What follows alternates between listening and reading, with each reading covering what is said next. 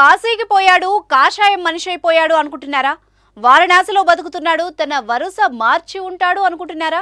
అదే రక్తం, అదే పౌరుషం అనే ఇంద్ర సినిమాలో డైలాగ్ గుర్తుందిగా. సరిగ్గా అదే రేంజ్లో కేసీఆర్ కూడా డైలాగులు పేల్చారా అనిపించింది. తెలంగాణ భవన్లో కేసీఆర్ మాస్ వార్నింగ్ విన్న బీఆర్ఎస్ కార్యకర్తలకు కొండంత ఉత్సాహంగా ఊగిపోయారు. ఆ డీటెయిల్స్ ఏంటో ఇప్పుడు చూద్దాం. కేవలం ₹9కే డేటా సైన్స్ యూజింగ్ పైథాన్. ఇప్పుడే brainovision.in లో రిజిస్టర్ అవ్వండి. తెలంగాణలో జరిగిన ఎలక్షన్స్ లో బీఆర్ఎస్ నుంచి పవర్ కాంగ్రెస్ చేతికొచ్చింది. కేసీఆర్ తొంటి సర్జరీ చేయించుకున్నారు. 3 నెలల తర్వాత కేసీఆర్ బంజారాహిల్స్ లోని పార్టీ కార్యాలయానికి వెళ్లారు. కేసీఆర్ వస్తున్నారన్న సమాచారంతో కార్యకర్తలు భారీ సంఖ్యలో కదిలి వచ్చారు. లీడర్ను చూసి వాళ్లంతా ఆనందంతో కేరింతలు కొట్టారు. తెలంగాణ ప్రాజెక్టులను కేఆర్ఎంబీకి అప్పగించడాన్ని బీఆర్ఎస్ తీవ్రంగా వ్యతిరేకిస్తోంది.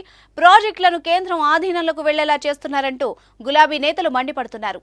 కేసీఆర్ ఈ ఇష్యూపై సీరియస్ అయ్యారు. కాంగ్రెస్ సర్కార్పై విరుచుకుపడ్డారు. కృష్ణా పరివాహక ప్రాంత నేతలతో సమావేశమైన కేసీఆర్ ముఖ్యమంత్రి రేవంత్ రెడ్డిపై విమర్శలు గుప్పించారు.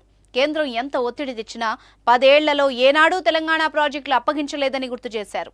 ప్రాజెక్టులు మాకు అప్పగించాలని లేదంటే మేమే నోటిఫై చేస్తామని కేంద్ర జలశక్తి మంత్రి గజేంద్ర సింగ్ షెకావత్ బెదిరించినా తలొగ్గలేదని చెప్పారు. కావాలంటే తెలంగాణలో రాష్ట్రపతి పాలన పెట్టుకో, నా ప్రభుత్వాన్ని రద్దు చేస్తా, తెలంగాణకు అన్యాయం చేస్తా అంటే అసలే ఊరుకోను, ప్రాజెక్టులు అప్పగించే ప్రసక్తే లేదని ఆనాడే చెప్పానంటూ కేసీఆర్ తెలిపారు.